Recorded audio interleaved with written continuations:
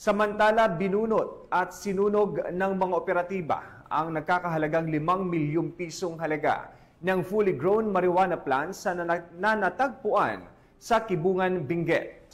Patrolwoman Maria Ella Garcia sa report.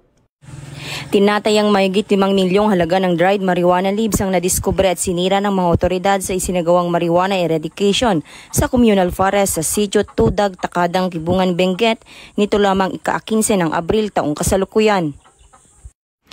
Ayon kay Police Colonel Joseph P. Bayongasan, Provincial Director ng Benguet Police Provincial Office, naging matagumpay ang nasabing operasyon dahil sa pinagsanib puwersa ng mga operatiba sa pangunguna ng 2nd Provincial Mobile Force Company, Kibungan Municipal Police Station, katuwang ang Provincial Intelligence Unit, Provincial Drug Enforcement Unit, Benguet PPO, Regional Intelligence Unit 14 at ang Philippine Drug Enforcement Agency Cordillera.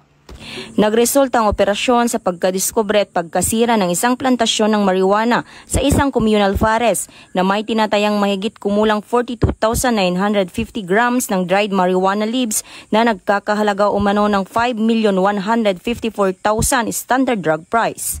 Bagamat walang nakuhang cultivator, winasak at sinunog ng ating kapulisan ang mga dried marijuana leaves sa mismong lugar at kumuha ng sapat na samples upang isumite sa Regional Forensic Unit Cordillera para sa karagdagang pagsusuri.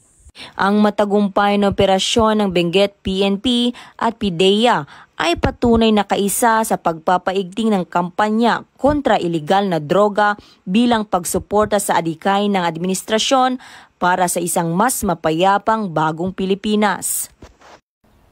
Mula dito sa Region Cordillera, ako po ang inyong PNN correspondent, Patrolwoman Maria Ella Garcia, alagad ng batas, tagataguyod ng Balitang Pulis. Maraming salamat, Patrolwoman Garcia.